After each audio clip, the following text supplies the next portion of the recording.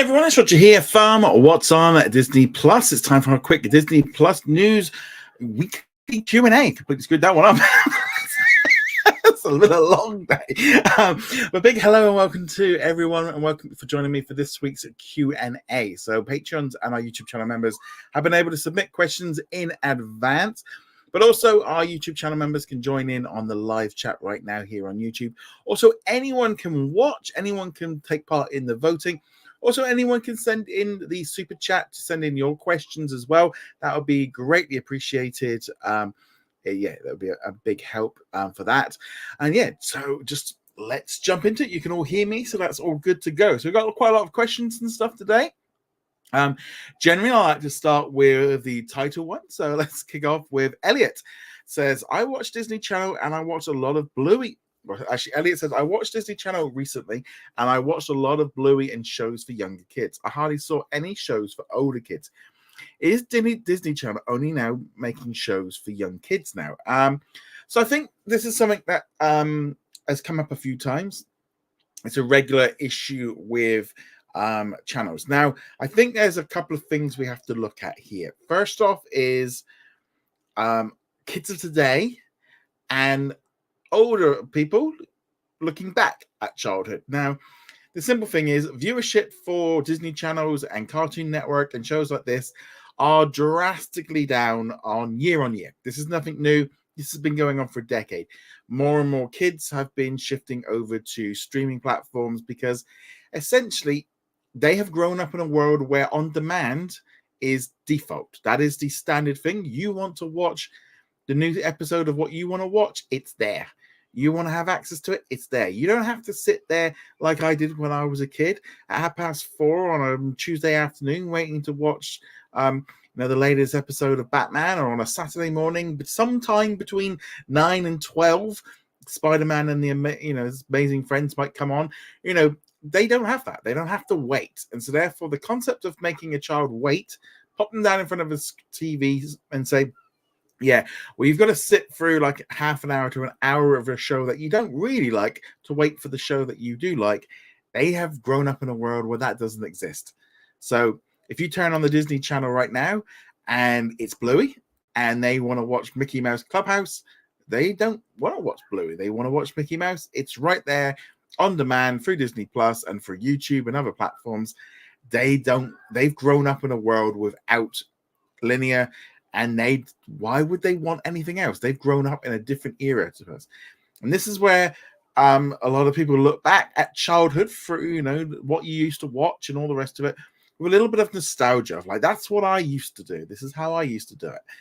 And as each generation moves on, so the technology changed. You might have had VHS, then you had DVDs and Blu-rays on demand, all the rest of it. And so therefore, we are trying to apply a rule which no longer applies to kids. I mean, I know my nephews and stuff, they just don't watch TV in that same way that we used to of appointment viewing, a concept of a time when they had to sit there and watch it. And that is if you do not watch it during that half an hour slot, you are never going to watch, you might never see that episode ever again.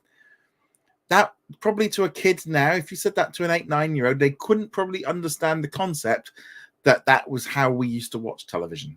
It just would seem completely alien for them to do so. So I think that's the first thing. Just linear television has just drastically shifted away, and therefore kids are not watching it. There's a lot of I think some of Warner Brothers channels are actually going to showing older like kids shows because the audience is kind of shifted to that. So that's one aspect to it. So we've got a little bit of nostalgia goggles over linear television. And I think that's definitely an issue. And then obviously it comes down to Disney themselves. There is very little doubt that Disney Channel is very much focused on Disney Junior. Is very popular. Disney Junior is still churning out lots of shows, and they are really doing very well. Disney are doing very well with the Disney Junior audience. There's lots of shows that they're creating. They've got more stuff on the way, and they're having some big hits. Bluey, Mickey Mouse Club. They are just churning out great ones that are just hitting Firebuds. Puppy Dog Pals. There's loads of them. They've got repeat viewing, and it's working. And that's what they're leaning in on because it's working and kids are watching it. And maybe more with the fact of younger kids at that age, you could pop them in front of Disney Junior, but also they are just doing really well on streaming. So therefore those shows counterbalance, the costs, etc.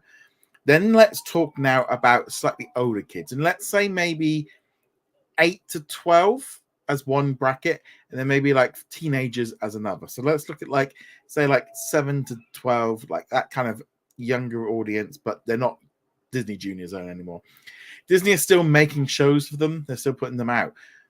But this audience, I feel, has shifted. They aren't watching shows in the same way that we used to. They have got more choice, more options. YouTube is definitely, I think, sucking up time. TikTok, and then they've got Fortnite, video games, other shows are watching. I think that is where that audience has shifted away, and therefore I think Disney have struggled. I think a lot of the shows that they've put out targeted at that age group are just not clicking. They're not doing very well. I mean, I used to think, they had the Marvel and the Star Wars shows, which, they kind of had like Spider-Man. They don't seem to be doing a lot of that anymore. They've kind of, obviously we've had like Bad Batch and we've had X-Men, but they feel like, I don't know if that's slightly a little bit older than them, but might be around that same age. I do think Disney have they've fumbled the ball a bit. I don't think they know what to make. Apparently they're looking into doing more comedies and like live, and I don't think that's going to work. I don't think the kids I would say the kids of tomorrow that will be watching it, because they're probably only a bit younger now. I just don't think they're interested in the same way in that kind of show that we used to have. And their tastes have changed. YouTube and TikTok and stuff have just changed the way that this kind of content works. And I don't know. I'm just not convinced that Disney got it. I don't think they get what they're doing at the minute with this kind of stuff. And then when I look then at like sort of teenager zone, I do feel like Disney has, at that point, once they hit like 13, Disney Channel is no longer their place to go to. They're too old. They've outgrown Disney Channel at that point. They're off somewhere else and they're onto streaming. And I suspect a lot of it is shows that they probably shouldn't be watching, but maybe are watching and also just enjoying just a huge collection of content from all over the place. And there's just so much choice. They've just got a lot of choice. I know anime is extremely popular and is only getting more popular because it's not that same kind of thing. I mean, I think back of like this the kids shows that I used to watch, especially between like 8 and like 13. Transformers, He-Man, like Spider-Man, Batman, those kind of things. They were all very, very heavy on like toys and merchandise stuff. Kids don't play with toys the same way. I know there's this whole thing of like, shops are full of Star Wars and Marvel merchandise, which they can't get rid of because, well, some of the shows and movies they've been putting out don't appeal to kids in the same way. So I just don't think kids play. They don't play the same. I know with my nephews and with my other friends' kids and stuff, once they got into video games, that was it. They didn't maybe Lego or something, but they stopped playing with toys in that same thing. I was just going to have a look here. It's like, you look at like what's out there now, and also like when you've got shows like Solar Opposites and Family Guy and those kind of shows, they are aimed at a little bit older audiences, but teenagers want to watch this stuff. That's the big thing. They do want to watch those kind of things. But I'm just gonna have a look, see I'm trying to remind myself of what shows Disney, because there's a lot less as well. They've definitely cut back on how many shows they're making. So again, I'm just looking here, so we've got things like Monsters at Work. Again, maybe under 12s. That's definitely not like Big City Greens might slide into 8 to 12. I would imagine that's probably about right. Ariel's Young, Ghost of Molly McGee, and Haley's on It. They're kind of, younger girls, maybe stuff. I'm just looking here. Yeah, it's all very much kind of I would definitely say sort of under 12s. And I think a lot of the drama series like Secrets of Sulphur Springs, Saturdays, Raven's Home, I just don't think kids are interested in that stuff in the same way that they used to be when we were all younger. So let's see here. Bubba Trolley says they go to YouTube Kids first. Yep, they probably even just go straight to YouTube. I expect there's a lot of parents that just let them get on there. Keenan says, I used to watch Nick Jr. when I was a preschool age, but also regularly watched Nick shows. Yeah, but this is the thing of you've got to look past the thing of like what we used to do, because it's changed. They've grown up in a different. The kids today have got a very different era to how they do it. It depends on how old you are. I mean, if you're only 18, then yeah, it's probably not quite so different. It's probably different, but not as different. But for like the older you get, the further and further away that these kids shows you. And I do wonder if like Disney is just out of touch. Are they just out of touch with when they're doing their market research? Are they asking the right questions? Are they asking the right people? Are they approaching it from that right angle and stuff? Bubba Charlie says, yeah, some people are Cartoon Network fans. But again, and so Bubba, for you, how old are your friends? That's going to be the key question as well of it. Keenan says, to answer the question about the headline, it's like Cold Cutters News said about Cartoon Network. Kids do not watch cartoons the same way that our generation did. I wouldn't be surprised if the demos of Disney Channel after 5 p.m. is 18 and above. Most kids are watching their media much differently with phones and tablets. And I think that's it. And Keenan said, childhood is not the same as it used to be. No, definitely not. Definitely not. It's kind of funny. We were talking with some friends yesterday, and it's like, I sort of said like I don't know why it came out just like, you know, your kids have a front door key, and they're like, why would they have a front door key? Like, well, and they're like, well, why wouldn't they? And they're like, well, they always get ferried around. It's like, yeah, we used to have, you know, we were out roaming around the streets and all the rest of it. But then I'm a feral. Right, let's keep going on some of these questions. Matt says, what do you think of the Acolyte so far? Could we see a season 2? Yes, I think we're going to see a season 2. I wouldn't be surprised if this is a season 3. I think they are planning for that for like a long term in terms of making this a series. That would be good. If they've got the sets and stuff, it's cheaper to keep rolling. Obviously, it depends on how the show goes down, how the ratings are, what people's response to it has. According to Disney Plus, the ratings for the first episode on day 1 were pretty good, 4.5 million worldwide. Best that they've had of the year, but they've not put out a lot, so I think we've got to put that as a counter. Obviously, as well, there is a massive online issue right now with the Acolyte, which is causing problems for the show. People just like review bombing it and saying, you know, there's a lot of people that like it, a lot of people that don't like it, and there's a lot of people that kind of seem to have taken offense with the fact that the show just seems to exist. Don't worry, Knoxwave, you're not late. We'll be going for a while yet. If you've got any questions, feel free to pop them in.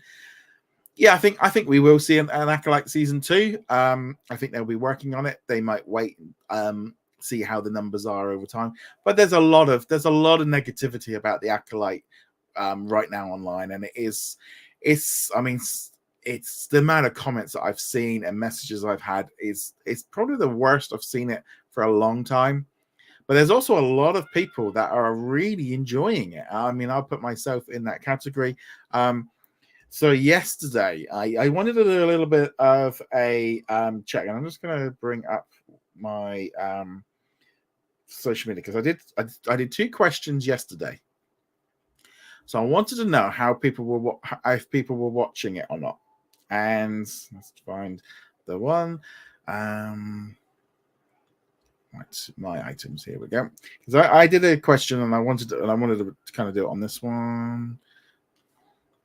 That's just Acolytes. Enjoy.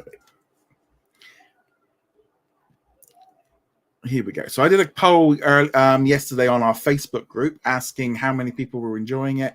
Had about 120 plus votes on the Facebook group. 67% of you have enjoyed it, 6% didn't like it, and 27% of you had said that they haven't watched it, which I think that's a pretty good reaction, really. And then I did another poll on Twitter as well. Again, 64% said they'd enjoyed it, 7% didn't like it, 29% haven't watched it. Actually, very interesting there about this. Literally the same exact number of votes and almost within a couple of almost identical, absolutely identical numbers, really, of in terms of percentages, which is interesting. And this is where online social commentary can be a little bit of a thing. So actually, this is a good question that Kaylee brought up. It says Quinton, who is the creator and star of Abbott Elementary, mentioned during a variety that she doesn't allow social media to dictate her writing process, and should Marvel and Star Wars follow her example? So let's actually just do a question. So everyone watching here, I'm going to end the poll. Looks like kids are watching television. Start a poll. Are you enjoying the Acolyte? Yes. No. And I will do a not watched, because there's always that kind of thing of if you might just not interested in it. So should Marvel and Star Wars follow her example? Now, I'm in two minds of this. In two minds. On one hand, you have to remember that social media is a echo chamber. It is a way of which you can be you can be pushed in one direction. There's very much opposing sides on this. Very much like it's either the worst thing ever or the best thing ever, and people on this side are saying if you complain about the show then you get rounded, and there's this whole kind of stuff. The problem is most people are here in the middle, and they're not getting and that's not being said. And this is where the viewership data comes in that Disney's going to go off of. Now, I've seen people like, we said about the ratings results, and people going, not believing it and think it's a scam and it's a lie and we're all paid chills. And it's like the conspiracy theories are just there, all out there and stuff. It's like, okay, yeah, we can't justify the data that they put out so far. But once Nielsen and stuff put it out there, it's going to be there. This number's going to be out there for the creators because of the strike deals that they did. The numbers would come out eventually. So lying about it isn't really a good sign. The fact that Disney put out that statement says that there's obviously a boost, but it could be a counter, issue and stuff with it. Now, I do not, under any stretch of the imagination, think that social media they need to listen to it. They need to take it under consideration. If you have all your audience all telling you that they do not like this, or they all like it, because it could go either way, then I do think it should dictate a little bit of where you go. It should give you a little bit of a direction, because if everyone is saying they don't like it, that is a good indication. However, you've also got to take into consideration that this is the only people shouting online are not the only people that are doing so. This is a small percentage of the viewership, and they have to take that into consideration. They need to be looking at other avenues, doing research with people that are away from that social media echo chamber and from the bubbles and stuff, because you can't justify it just on social media reaction or just on Rotten Tomatoes or anything like that, because that can skew you in the wrong direction. It couldn't skew you in the right direction. I mean, it can definitely show if there's if people don't like it or they're not interested.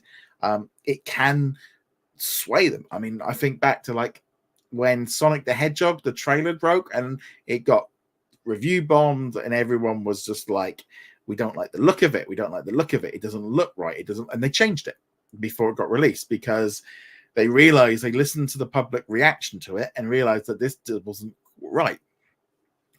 There is no doubt about the fact that I think Disney are listening to it. People were complaining about Star Wars and Marvel of there being too much and it being watered down and it not being as good. They're trying to fix all that. They do listen to it, but I do think at the same time you've got to take this social media stuff with a pinch of salt. You've got to take it as a part of an overall picture, because it's very easy, I think, to I mean, I would have hated to be working on that show or at Lucasfilm or Disney this week seeing the reaction to this show, because if my inbox and emails and messages and comments and stuff I mean, there's a load of them that most people won't see because I hide them and stuff. it's been one of those weeks where I actually did question some stuff, because it was like, what is wrong? Like, this show just, it's been a very, very, like, and it's just horrible to see all this stuff, and some of the messages that people send, it's just like, oh really? It's like, and I'm not even anything to do with it. It's just like really weird. Anyway, that's a whole other issue. Keenan says, as Nick Kid, I was surprised that Nickelodeon KCA will be held in July for the first time. Usually it's in March or April. Yeah, I'm not sure why that got moved back. Elliot says, I see June 10th we're getting Tomorrowland back. What do you think was the reason for it leaving? I hope it'll be around for a while in case others want to watch it. So there's a deal with Starz that was made with Disney, and Disney made a deal, and 20th Century Studios made a deal long before Disney Plus existed. And with that, it's kind of a load of movies were going and coming back. Now, Disney did buy out some deals and got some movies back, but there was some movies that they didn't. And I can't help but feel like some of these movies, they maybe just felt like just weren't worth the cost. So Tomorrowland, I think it might be back permanently. I don't know. They're very difficult to track with these kind of things. But the fact that they've not announced it, it could then disappear and then it could come back. Just again, I'm hoping we're eventually going to get down to the fact of some of these contracts are going to run out at some point. Mahmoud says, when going on to the 20th Century Studios collection on Disney Plus, I noticed that there are many Touchstone and Hollywood studio films included. Do you think Disney is shifting those movies under the 20th Century Studios banner? I think it just makes sense because Hollywood studios and Touchstone aren't brands anymore, and maybe don't necessarily where do they go? Because you don't want to create if they're not using them as an active brand anymore. I think the 20th Century Hub kind of makes sense, and maybe they have been like reallocated under that division. So I think that might be what's going on there. But again, not a lot of point of doing it. Bubek says, what do you expect to be announced at the D23 fan event? So this is coming up in August. So off the top of my head, so this is what I think you're going to have from Marvel, because Agatha is going to be out like a couple of weeks later. They will be there to do some presentation and do some stuff. I will suspect we will get confirmation of Wonder Man. Probably get a first look at Daredevil Born Again and a bit of proper information on that one. Some clips of Captain America Brave New World. We'll see a little bit of Thunderbolts. Maybe a little bit of Fantastic Four if they've started filming. Maybe confirmation of the new timeline of what they're doing for the next 2-3 years, just to kind of cement it. I think Blade will get bumped back. So I'm not expecting a lot more than that on the Marvel side. Again, they've announced a lot of stuff in advance. They've kind of got to get going on that one. From the Star Wars side, probably Skeleton Crew probably could be a good bet for being shown off during there. Probably also maybe if they started Mando and Grogu, maybe they do a bit there, a little bit maybe of the Rey movie if they manage to start that one, and maybe an update on like Ahsoka. But that's about it. Maybe confirmation of Acolyte season 2, but I'm not getting my hopes up for a lot of stuff at this event because it's only one night for the showcase, but also they've announced so much in advance that they still have to make that I can't imagine there's a lot of excitement. Like Knoxway says, I hope we get some updates about X-Men in the MCU. Well, the trouble is with the X-Men is that, I mean, it might make more sense after Deadpool and Wolverine, but I think the trouble is because X-Men is going to be after the multiverse, it kind of like they've still got to do the Secret Wars and Kang Dynasty and there's a lot of other movies they've got to get made and stuff done first. Disney side again, probably maybe I don't know if it's probably it's too early for Percy Jackson season 2.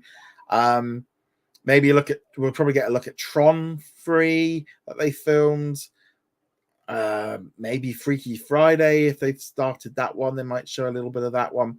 Lilo and Stitch, a little bit of Moana 2, a bit more of Elio, maybe some I think the trouble is, again, because they bumped so many movies back into 2025 and 2026, a lot of the stuff that they've already announced, this is one of the big things for me of when I was going through my like because I've decided not to go to D23 because it's just like one night presentation, and I'm literally looking at all this stuff going, they're all going to be the same announcements that we saw back at the last D23, and can't justify flying out to LA for an event which looks like it's just going to be a rehash of everything they announced back in 2022, but everything got delayed.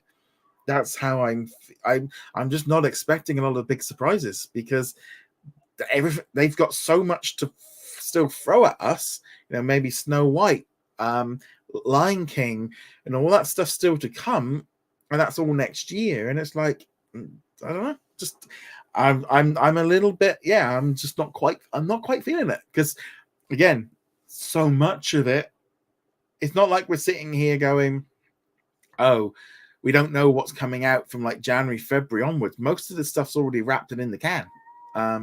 So yeah, but let me know. What are you expecting to be revealed? I mean, I think this is the thing of like the realism side versus the fantasy side, because I'm sure everyone will be like, well, I want a new Mando series, I want 5 new Star Wars shows, I want 4 or 5 Marvel announcements of new shows and new films, and I want new, and it's like Disney are just not in that zone right now. I think there's gonna be a lot of announcements about Disneyland and Disney World because of all the things they're doing, but I think the movie side is kind of weird. Katie put, one thing that I'm expecting from D23 is what's going to be new for the streaming services. Once the Hulu situation is resolved, everything is going to be shaken up again. But if the trouble is, if the deal with Comcast isn't sorted by then, they might not be in a situation where they can actually talk about it. Keenan says, which live action remakes could you see announced at D23? Lilo and Stitch, because technically they've not actually announced anything on that yet.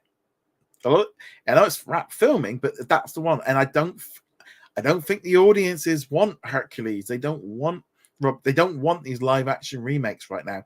Between Snow White and Lilo and Stitch, that's probably enough to tide them over for a couple of years. Matt says, do you think we'll get more of the Angels in the Outfield movies? Hopefully they do that. Matt says, I hope they get more Star Wars shows set in that time. I do like with the Acolyte as well of it being far enough in the future. It's kind of in that thing of like anything can happen in that show to those characters because they've got no kind of connection with the Skywalker saga. So it's a little bit more like we don't know what's going to happen, and I think that's good. Kenny says, I'm a fan of the live action remakes. Yeah, I mean they are very popular. They are very popular.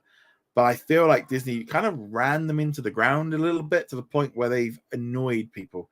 And I think going to be interesting to see. Keenan says, I'm hoping for live attendees that Mickey and Minnie Mouse are there to give out hugs. Feels a lot like MCU and Star Wars fans need a hug. Yeah, I think there's a lot of, especially I think it does seem a lot of Star Wars fans could really do with a hug right now. It's always cool getting a hug from them. I did get a hug from Minnie Mouse a couple of weeks ago on the cruise, so I did all right. So that was all right. Anyway, there's probably it is funny. It's really stupid. When I was a kid and a teenager and a young adult, never did any character stuff. But now I'm like in my 40s. I don't care. I'll have the picture taken. I don't care.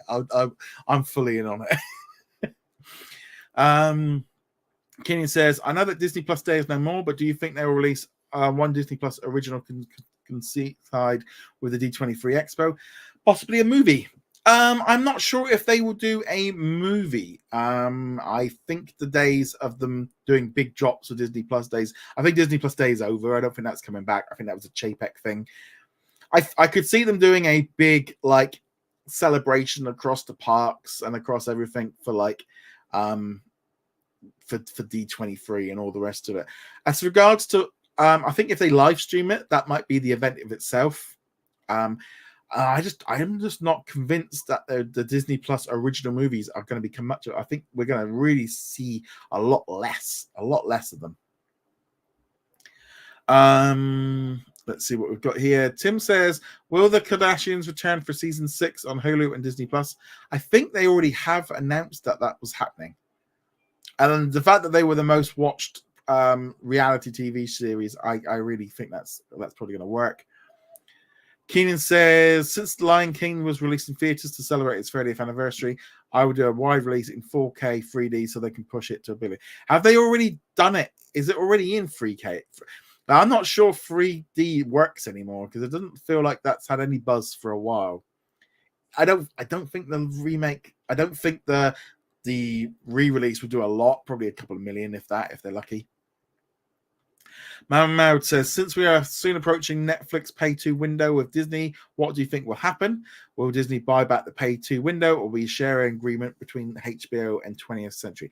So if you're unaware, so Disney had a deal with Netflix that covered a lot of new releases from, I believe it was, from 1 year, I think it was from like 2013 to 2016. I think that's, if I can remember right.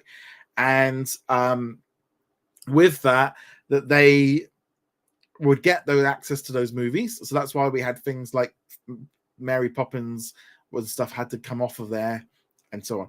But they did still have a pay 2 deal in the contract, which meant that those movies would be removed.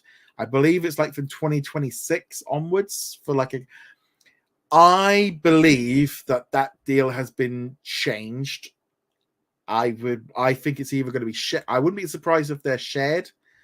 And the reason I'm going to say this is because that Disney have done some deals with Netflix to share stuff and to get content back. You know, we saw it with Daredevil and all the rest of it. I would not be surprised if they've done a shared deal where Netflix will get them, but Disney will also keep them.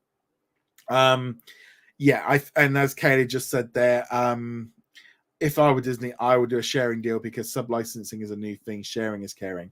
I think it makes sense from Disney's point of view to keep hold of those movies, and from Netflix point of view, extra cash.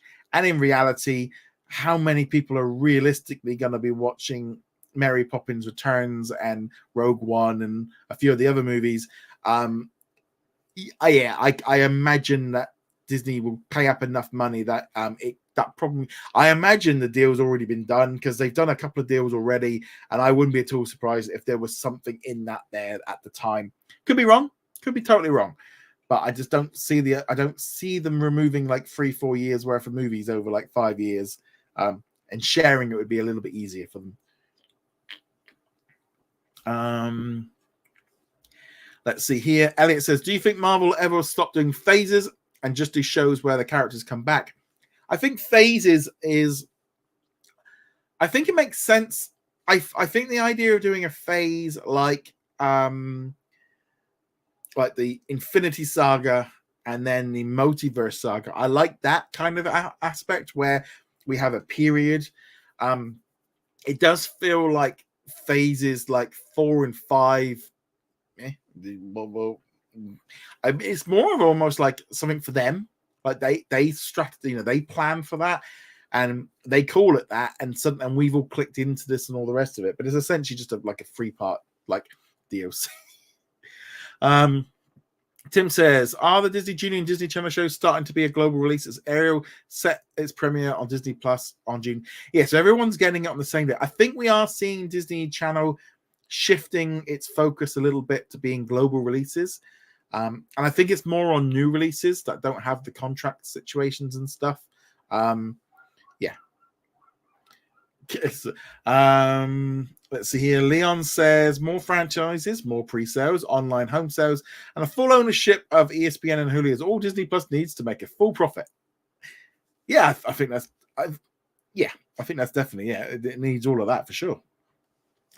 Cetan says, Peter Docter said in an interview that Pixar will move away from personal stories to mass appeal, which was criticized by animation fans who perceived sequel saturation and a decline of originality. What is your take on this?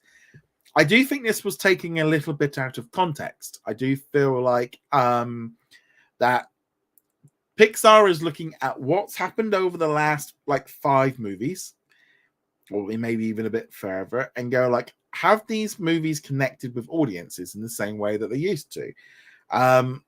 And the answer is no, they haven't.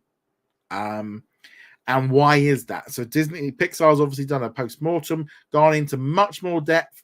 Thanks, Keenan. No worries. Thank you. So they've gone into a lot more depth. They've gone into a lot of reasons. There's probably been a lot of market research, a lot of questions, a lot of surveys, a lot of social posts, a lot of looking on social media, just looking, asking fans, etc. Just like, what is it with these movies? Looking at the analytics, etc. And I do feel like some of the recent ones, they were focused a little bit more on the story from the element of the director's story, but that story got a little bit didn't click with audiences as well, because they were a very personal story. Now, I do think most of the Pixar movies in the past have got undertones. Up is a prime example. Up has multiple undertones of serious stuff. So does Wall-E, Finding Dory, etc. Most of these movies have underlining stories, but they have a bit more mass appeal. And I do think with some of the Pixar movies of recent years, they kind of lost that a little bit. And I think they are trying to just get back to being more mass audience, because the mass audience isn't going to see the movies in the same way. And they need to become more mainstream to make more money, to keep making more movies. Now, I think this whole thing of having more sequels, Pixar are very much like, we need to do more sequels because we have to. They have to pay the bills. They have to keep doing them. I always get this weird thing. They're just going back. They're going back to sequels because all the originals didn't work. They did. I think that it could be one reason why Elio got bumped back. I think there's probably more that they wanted to rework that and make it a little bit more mainstream. Maybe pull back on some of the stuff in it. But there's no disputing that Onward, Soul, Turning Red, Luca, Lightyear didn't, and even Elemental, all of them there did not. They're all, bar Lightyear, all new. I think there's a worry, obviously, with you've got to look at it and go, you've got to balance it a little bit. I think there is nothing wrong with putting in an Inside Out 2 and an Incredibles 3 and a Cars 4 in the mix, and I think that's good. Keep those franchises going, new audiences, all the rest of it. But you got to scatter in. If they're making 3 movies every 2 years, because that looks to be their plan, that will allow them to do something original and do something franchise, and then they can kind of play maybe with the other one. I would suspect that there's going to be maybe a 1-to-1 ratio or something along those lines, where they will be original stuff because they need it. They need new characters and all the rest of it. They can't just do sequels. But I think there's a little bit of an overreaction of just like reality versus, and I think, as again, social media is not the real world, and the simple truth is box office numbers and viewing ratings and all the rest of it are showing that audiences are not as connected with these last few movies as they used to be. Let's jump into the live chat. Let's see what we've got going on here. Caleb says, I did notice that in terms of conditions, the phrase Premier Access was used for Disney Plus and ESPN. I get a feeling that ESPN was that term to replace pay-per-view. I also wonder if that's because of if they've got like UFC pay-per-views, that might be why they'll have that one in there. Kelly says, I hope Disney can stream D23 presentation on Disney Plus. I'm totally okay. I need to pay extra costs like with Premier Access. I don't think they want to do that in terms of Premier Access, because they want you to watch it, because it's basically it's essentially a advert going on. Because right now there's a big 2-hour live stream of Xbox going on, and they're showing off all the new games, and that is one huge advertisement. And I think Disney needs to lean in on that more and start utilizing this thing of going, you want the fans in attendance to have a fun, but if you can reach your fans at home, you can really kind of set the ball going on this one. Matt says, when's Skeleton Crew coming out? Later this year. I believe it's probably more likely going to be like November once Agatha's finished. So that'll be like November, December. I'm just going to jump up, see if I missed anyone. Babatronic says, I believe Cartoon Network will live on as a brand. Probably will do. Noxwave has enjoyed Acolyte, which is good to hear. Well, I haven't read any of the novels. I haven't read any of them anyway. Matt's enjoying the Acolyte. Max is enjoying the Star Wars show. Something fresh. I actually really like that. I think the fact that's quite nice. Barbatronic says, how many streaming services will be alive in 5 years? I don't think Paramount Plus will be. I think that will be gone. I think Stars will be gone. I wouldn't be surprised if AMC Plus and Acorn and all those other ones will have got swallowed up. I don't think WWE Network will exist. I know in the US it's on Peacock, but at the minute it looks like that's all going to disappear when they Netflix deal. So that will be one app less. Yeah, I think we're definitely going to see a lot less. Max, I think, could still be around in some form. I do think Discovery Plus is going to end up getting swallowed up at some point. Bubba says, Echo Chamber makes me believe that everyone hates Max. Yeah, it's very easy to fall into that one.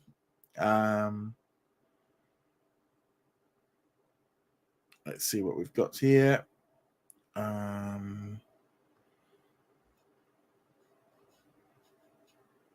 Here we go. Kerry says, when Disney integrated Hulu on Disney Plus, they shared media with titles from Paramount, Universal, and Warner Brothers. Has to go both ways to attain profitability.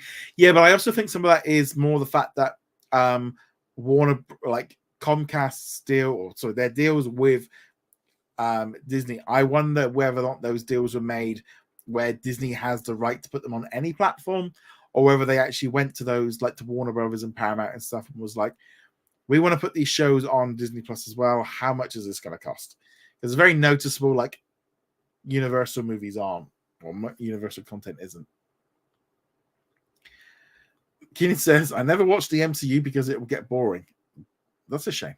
I love it. I love it. Chris says, is it just me, or is Disney Plus hardly having anything new on it? And using Hulu to fill the void, just how much new content is coming to Disney. Oh, yes. This is very, very, very noticeable.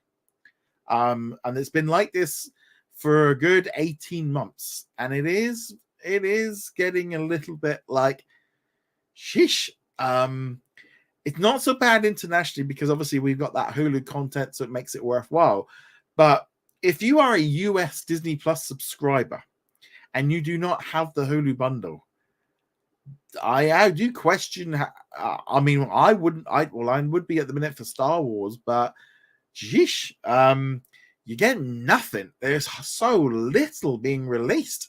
Like you're getting 1 or 2 National Geographic shows a month, that get churned over from the linear channels, and it's like 1 original a week episode. And like you get Acolytes and obviously Doctor Who at the minute. But I know, like, when I'm putting together lists and stuff, it's like, there's not a lot here. There's really not a lot there. The Disney Plus side has drastically dried up because the simple truth is they were spending billions creating a load of stuff that nobody was watching. No worries, Noxwave, have a good day. They were creating a lot of originals. Nobody was watching. It was costing money. They were trying to fill a void with stuff that they actually already had with Hulu. The Star Hub for me is, again, is a great hub. Lots of great content on there. This week I've been started watching Clipped. I've watched both episodes of Clipped this week. And again, I've got no knowledge of what that's about, but I'm just enjoying the first one. We started watching The Veil, because that started here in the UK this week, so we started watching that one. We watched the Kardashians. I'm catching up on Tracker. I need to catch up on Welcome to Wrexham. I'm a little bit behind. I also need to catch up on Doctor Who this week. And then you've also got the Acolyte. There's a new Donald Duck cartoon that I need to watch today. I've been watching the Idea Man, the Jim Henson documentary this week. I'm still catching up for my holidays, really. So for me, I watch Disney Plus every single day because there's a lot of stuff on there, and there's a lot of great drama series and stuff. We a lot of other stuff that we're watching and stuff, but the Star side and definitely the Hulu side in the US but that's what ultimately you kind of look at it and go, that's it. That is the the thing that they were missing. That is the element of Disney Plus that the US side needs to fill the void, so that you feel like you're getting, as an adult, you're getting your stuff. The kids are getting their Disney Junior stuff. They're getting the anime, because there's new anime dropping every single weekend. You got Family Guy, Bob's Burgers, you got all that stuff like dropping in. It's good. The Hulu side really has just filled in the blanks, but unfortunately the Disney Plus side is drastically just shriveled away. And I don't think this is changing for a while, because you only have to look ahead and be like, it feels a bit like with the HBO system, where we are going to have one premium show a month, basically. So we've got, July and June is going to be The Acolyte. September and October will be Agatha. November and December will be the Skeleton Crew, and probably then they'll be moving into something, probably maybe Daredevil or something like that. But yeah, I think we're definitely in that zone of, there's just not a lot. Matt says, do you think we'll see more Ernest movies on Disney Plus? Maybe, depends on licensing. Kelly says, I know Toy Story 4 wasn't beloved by everyone, but I know that if film hits a bit feels when I see it in 2019. Yeah, I think there's a lot of people like didn't really see the need for it. I don't think it's as good as the other ones, but I think because Toy Story 3 was so good. Babatronic says, David Zaslav said that Warner Brothers is looking to acquire something in the next few years. What assets could it get? Could it be a meet or sale of Warner Brothers? So I think Warner Brothers is still under a lot of debt. I think he's just putting floating stuff out there that stuff's for sales. He'll buy stuff. He's in the business. Everything's okay. We're perfectly good. Because I wouldn't be surprised if they got swallowed up by Comcast or somebody else. Kind of, it'd sell it to them and kind of get out. Matt says, do you think Disney will bring back more classic cartoon shorts? I think they'll do a bit. I think they will do a little bit more. I think we are getting little bits here and there, but I think it's such an easy win for Disney fans, for Disney Plus. So just like throw them a bone, throw them some classic stuff, restore them if they can, pop it up there, and just give them some classic Disney. And that it's just been awful for how little there has been. Chris says, with Max prices going up, how much higher can these streaming services charge before people say enough is enough and start canceling their subs? What they're doing, though, is it's very special. They are putting up their prices on their ad-free platforms. The ad-supported platforms are staying the same. And in fact, Max was very sneaky of, we're putting the price up, and there's a month's notice, and it's happening. And from new customers, it's starting today. All because House of Dragon is starting and they want to make sure they get that extra cash. So very screwed, very sleazy a little way, I think, for me, of like doing a price rise just before the biggest show of the year drops. It's a little bit sneaky. Yeah, they should have done it maybe last month or something like that. But they want you on those ad plans because that's where they make the money. That's where the future is. The future is this far. I think they know they need to get more people onto those ad tiers. That's where they make the money, and that's where the future of these platforms is. A low cost to get you in, so they know they've got a little bit of money coming in, and then a little bit of ads. Yeah, and I think we're going to see more of it. And I know, I think like for myself and stuff now, of like how many streaming services I have. If there's an ad version, I'm probably going to be more likely to take that as a trial and see how much we use it. I think actually we've just moved on to the Netflix ad plan, so I want to see how that one goes first.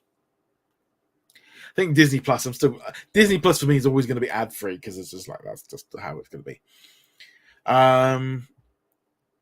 Matt says they want you to go on the ad version. Yeah, that's bingo. That's what they want you to do.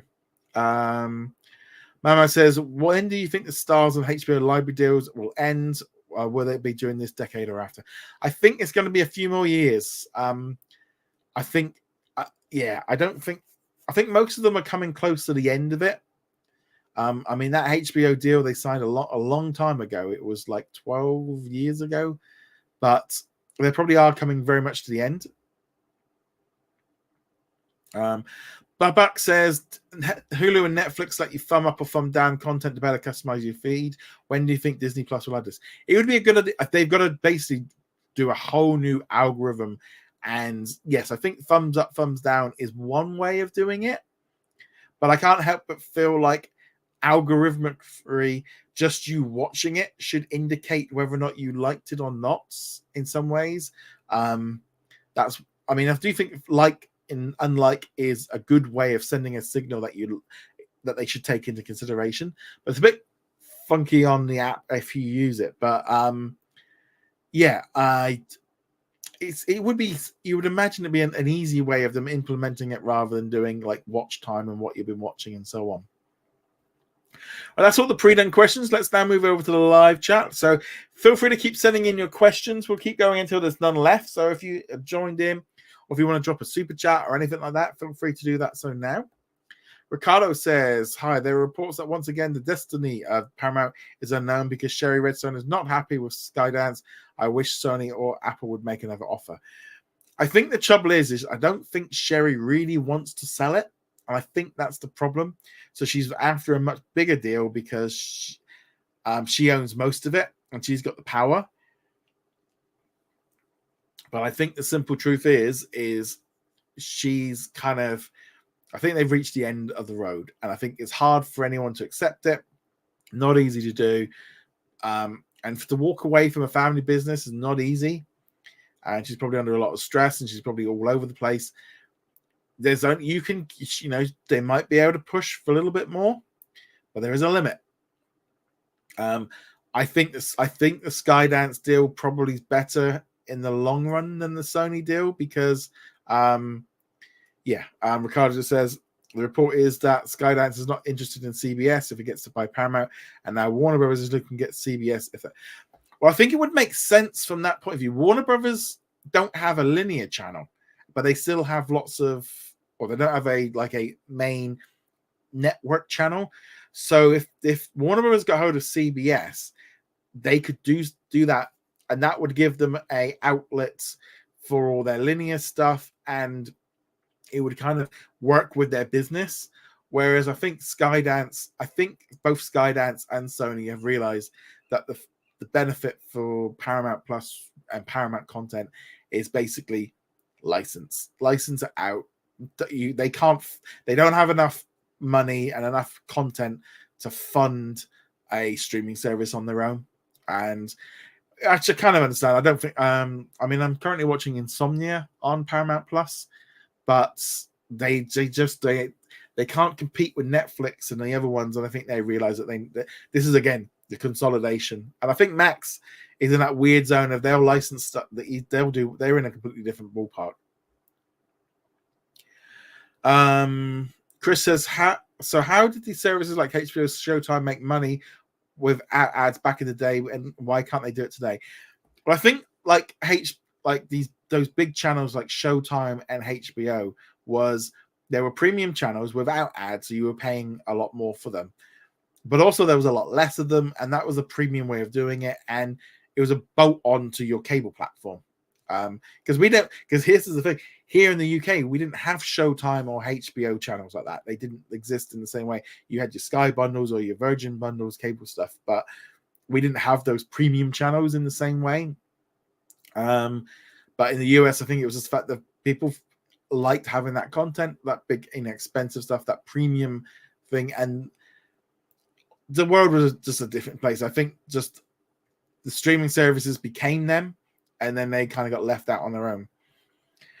Right, last chance for any questions before we head off. I'm just going to make sure I didn't miss anything on the live chat, see if we had anything. I'm just going to check in on the poll. 46% of you are enjoying the Acolyte, 6% of you say no, and 48% of you have not watched it. So, even definitely seems to be what I am finding with people that are watching, at least. The Acolyte. There's a lot more people liking it than not liking it, but there's a lot more talk of people not liking Acolyte than there is when it's kind of a weird thing with it.